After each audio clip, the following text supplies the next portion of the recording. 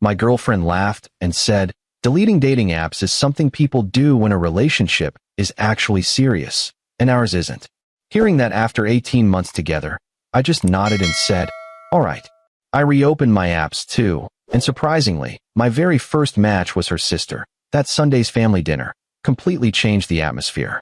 I'm 27, and until 3 weeks ago, I thought I was in a committed relationship. Lauren and I had been together for a year and a half. We met through mutual friends at a rooftop bar in downtown Seattle, hit it off immediately over terrible karaoke and shared hatred of cilantro, and within 2 months, she'd left a toothbrush at my place. 6 months in, she had a drawer. A year in, we were talking about moving in together, looking at apartments with better natural light and space for a home office. I thought we were building something real, something that would last. Last Tuesday changed everything. We were lying in bed around 10 p.m., scrolling through our phones like any other weeknight. I was reading an article about the new AI regulations, and she was next to me, the blue light from her screen illuminating her face.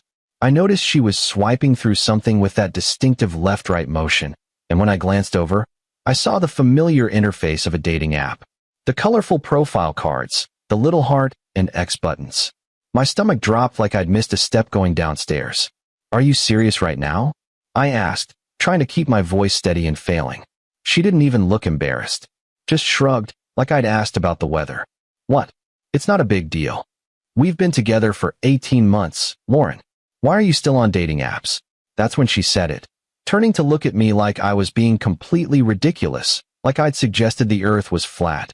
Deleting dating apps is something people do when a relationship is actually serious, and ours isn't. I felt like I'd been punched in the chest. The air left my lungs. "What do you mean ours isn't serious? We've been together for over a year. We've met each other's families multiple times. We spent Thanksgiving with your parents. We've talked about moving in together, about adopting a dog next spring." She sat up, tucking her hair behind her ear in that way she does when she's about to say something she thinks is profound and enlightened. "Look, we're having fun, and I care about you. I really do, but I'm not ready to close off all my options. I'm 25. I want to keep my prospects open, see what else is out there. You should do the same if it bothers you that much. I won't be upset." So what have we been doing for the past 18 months? Dating casually, enjoying each other's company, having a good time. She was using that patient voice people use when explaining something obvious to a child. I never said we were exclusive. We literally had a conversation about being exclusive at 3 months. You said you wanted to be my girlfriend. You introduced me to your grandmother as your boyfriend. Yeah, girlfriend. Not wife. Not life partner. There's a difference.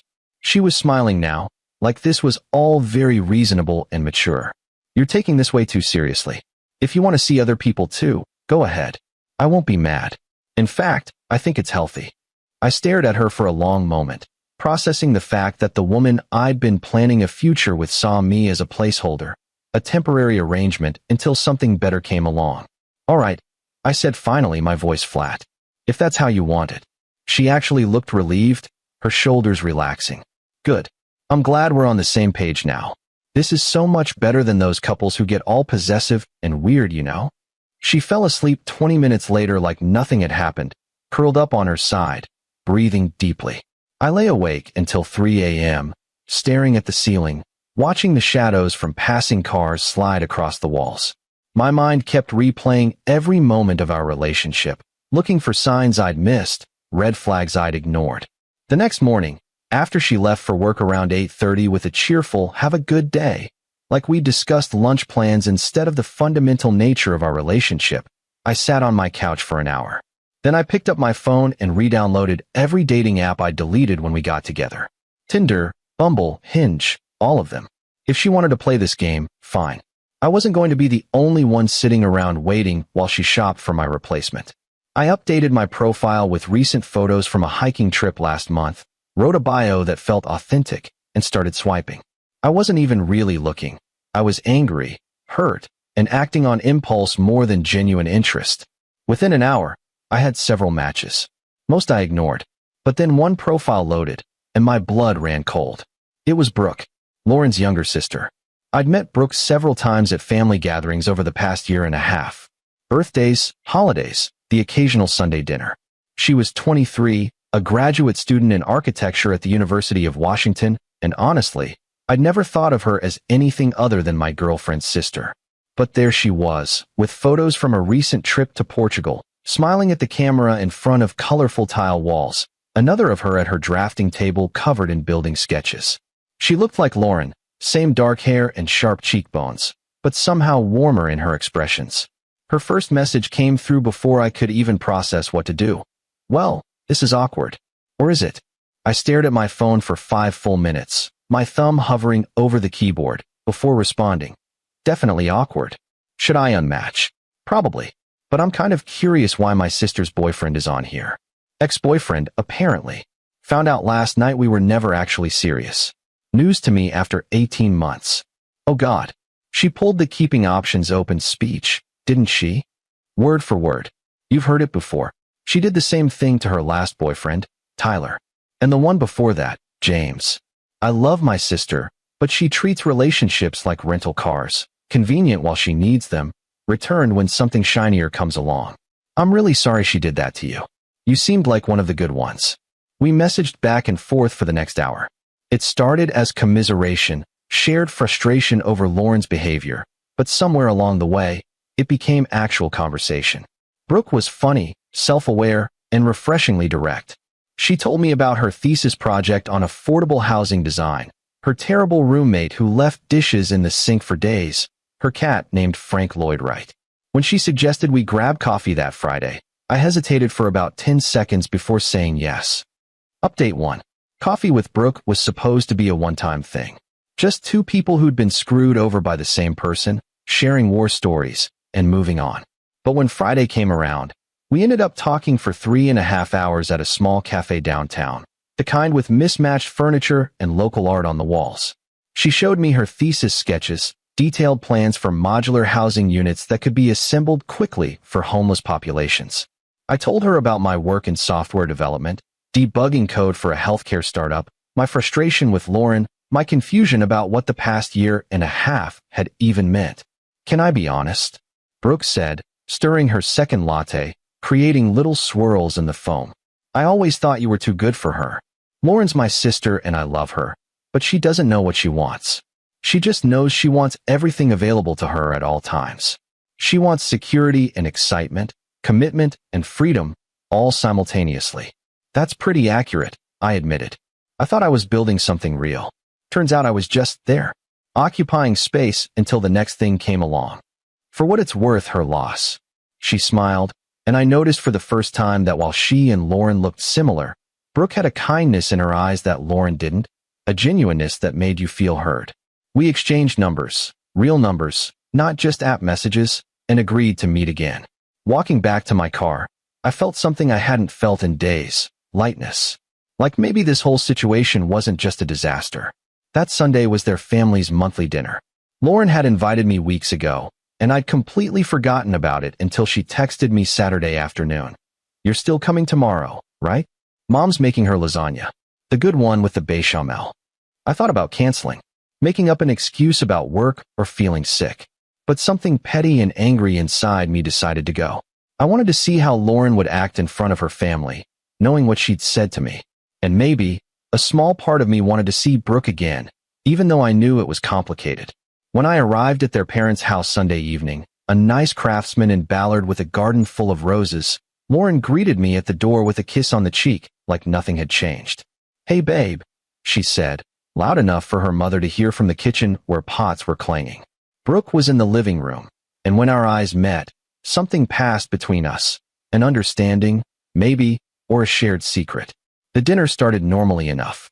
Their father, a retired electrician named Tom, asked about my work and told a long story about his own days dealing with difficult clients. Their mother, Patricia, fussed over whether the lasagna was too dry and kept refilling water glasses. Lauren played the perfect girlfriend, touching my arm, laughing at my jokes, asking if I wanted more bread. Then their mother said, So, have you two thought any more about moving in together? Lauren mentioned last month you were looking at places in Capitol Hill. Lauren jumped in immediately. Oh, we're still figuring out timing, Mom. No rush, right, honey? We want to make sure we find the perfect place. Before I could respond, Brooke spoke up from across the table. Actually, Mom, I don't think they're at that stage yet. Right, Lauren? You were just telling me the other day how you like to keep things casual and low pressure. The table went silent. You could hear the grandfather clock ticking in the hallway. Lauren's face flushed red. I didn't say that. You did. Tuesday night, on the phone around 11. You said you weren't ready to settle down yet, that you wanted to keep your options open and see what else was out there. Lauren's eyes darted to me, then back to Brooke, panic creeping into her expression. That's not. You're taking it completely out of context. I was speaking hypothetically. Am I? Brooke's voice was calm but pointed, like a lawyer presenting evidence. She turned to me. How would you describe your relationship status right now? I could have stayed quiet. Could have played along with whatever game Lauren was running, spared her the embarrassment in front of her parents. But I was tired. Tired of being confused, tired of being treated like an option. According to Lauren, we're casually dating. Not serious. Which is why she's still active on dating apps, swiping through matches while lying in bed next to me. Their mother's fork clattered against her plate, the sound sharp in the quiet room. Lauren Marie, is that true? He's twisting things. We just have different definitions of what commitment means. I never said. I saw your profile, Lauren. Brooke interrupted, her voice steady. When I matched with him on Thursday morning. Your bio says you're exploring connections and keeping things light. Pretty clear definition. The room exploded. Their father demanded explanations, his voice rising. Their mother looked horrified, asking how Lauren could treat someone like this. Lauren was shouting at Brooke, calling her a traitor, asking how she could betray her own sister, how she could match with her boyfriend. Brooke calmly explained that I wasn't her boyfriend by Lauren's own admission and definition. You're a snake. Lauren screamed, standing up so fast her chair tipped backward. You've always been jealous of me, and now you're trying to steal my relationship. You can't steal something that doesn't exist, Brooke replied quietly. I sat there, watching 18 months of my life unravel in real time, feeling strangely detached from it all. Finally, Lauren turned to me, tears streaming down her face, mascara running in black streaks. Are you seriously not going to defend me? You're just going to sit there and let her destroy us. There is no us, Lauren. You made that very clear on Tuesday night. She grabbed her purse and stormed out, slamming the front door hard enough to rattle the picture frames on the wall. The dinner table sat in stunned silence for a long moment. A car started outside, Lauren's Civic, and tires squealed as she pulled away too fast. Their mother turned to me with apologetic eyes, reaching across the table to pat my hand. I'm so sorry. I had no idea she was treating you like this. You've always been so good to our family. It's not your fault, Mrs. Patterson. Their father just shook his head, looking disappointed and angry. I raised her better than this. Brooke drove me home that night in her beat-up Honda with architecture textbooks scattered across the back seat. We didn't talk much during the drive, just listened to some indie playlists she had on. But when she pulled up to my building, she turned to me and said, "That was brutal. I'm sorry it went down like that." Don't be. It needed to happen. I hesitated, then added, "Can I take you to dinner? A real one, not coffee." She smiled, dimples appearing in her cheeks. I'd like that. Update 2. Lauren didn't contact me for 4 days after the dinner. No calls, no texts, complete silence. Then, at 11 p.m. on Thursday, my phone started blowing up. 17 missed calls in the span of 30 minutes, dozens of texts, all variations of the same message. We need to talk. You owe me a conversation. You humiliated me in front of my family. How could you do this to me? I responded once. You humiliated yourself. I just told the truth. She showed up at my apartment Friday morning at 7:30 a.m. I only opened the door because she wouldn't stop ringing the buzzer, and I was worried she'd wake my neighbors. She looked terrible, hair unwashed and thrown into a messy bun, eyes puffy and bloodshot, wearing the same yoga pants and sweatshirt from Sunday. You turned my own family against me, she said, pushing past me into the apartment without waiting for an invitation. I didn't turn anyone against you. I told them the truth about what you said. You embarrassed me, in front of my parents. And now you're dating my sister? Are you actually kidding me right now? We've been on one date, Lauren. One coffee. And you specifically told me to see other people. You said it was healthy. Not her. Anyone but her. This is sick. Lauren was pacing now, running her hands through her hair, unraveling the bun. This is revenge, isn't it? You're trying to hurt me because I was honest about my feelings. Not everything is about you, Lauren. Brooke is kind, she's honest, she communicates clearly, and she treats me like I actually matter. That's not revenge. That's just moving on to someone better. She started crying then, the kind of dramatic sobbing that used to make me drop everything to comfort her, to hold her and promise everything would be okay. This time, I stayed where I was, arms crossed, waiting for her to finish. I didn't mean it, she choked out between sobs. When I said we weren't serious, I was scared of commitment. But I love you. I do. I realize that now. You loved having someone reliable and steady while you shopped around for something better. That's not the same thing as actually loving me. Please, we can fix this. I'll delete all the apps right now. I'll do whatever you want. We can start over. I don't want you to delete the apps for me. I want you to be honest with yourself about what you actually want. And I want you to leave my apartment. She stared at me, mascara running down her cheeks in dark rivulets, looking for any sign that I'd give in, that I'd fold the way I always had before. When she didn't find it, when she realized I was serious, she grabbed her bag and left without another word, slamming the door behind her. Brooke and I had our second date that night at an Italian place in Fremont. Then a third the following week at a movie, some indie film she'd been wanting to see. By the end of the month, we were seeing each other 2 or 3 times a week. It wasn't rushed or complicated, just easy in a way things with Lauren never were. Brooke communicated clearly, showed up when she said she would, texted back within reasonable time frames, and treated the relationship like something worth protecting and nurturing. Lauren tried to interfere twice more. Once, she told their parents that I'd been cheating on her with Brooke the whole time, that we'd been having an affair for months behind her back. Brooke immediately shut that down with receipts, screenshots of my dating profile creation date, timestamps on our first messages, everything documented and clear. Their mother was furious with Lauren for lying. The second time, Lauren called me drunk at 2 a.m. on a Wednesday, slurring her words and begging me to come over, saying she'd made a huge mistake and needed to see me. I blocked her number after that. Final update. It's been 3 months since that Sunday dinner. Lauren moved to Chicago in late November for a job opportunity with some marketing firm, or to escape the family drama, probably both reasons tangled together. Their mother apologized to me again last week at Brooke's thesis presentation, saying she wished she'd raised Lauren to value people more, to understand what commitment meant. I told her it wasn't her fault. Some people just need to learn the hard way. Brooke and I are taking things slow, but we're genuinely happy. Real happy. The kind where you're not constantly waiting for the other shoe to drop or checking their phone when they're in the bathroom. She helped me repaint my living room 2 weeks ago, and we spent an entire Saturday covered in agreeable gray paint, laughing at our terrible rolling technique. She's been leaving coffee mugs here, forgetting hair ties on my bathroom counter, and her cat Frank stayed over last weekend. It feels like building something real this time, brick by brick. I saw Lauren's Instagram last week. She's dating someone new already, some consultant named Brandon she met at a work conference in November. They're already posting couple photos, already doing that thing where they finish each other's sentences and captions. Good for her, honestly. I hope she figures out what she wants before she wastes another 1.5 years of someone else's life.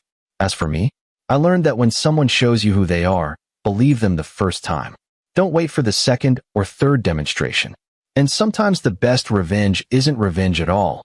It's just finding someone who actually wants to be with you, who deletes the apps without being asked, who treats you like a priority instead of an option. Edit. A lot of people are asking if Brooke and I are moving too fast since we got together right after Lauren. Honestly, it doesn't feel fast. It feels like finally moving at the right pace with someone who's on the same page. Edit 2. Lauren apparently told her friends I'm a manipulative predator who groomed her sister. Brooke's handling it. Their parents shut that down immediately.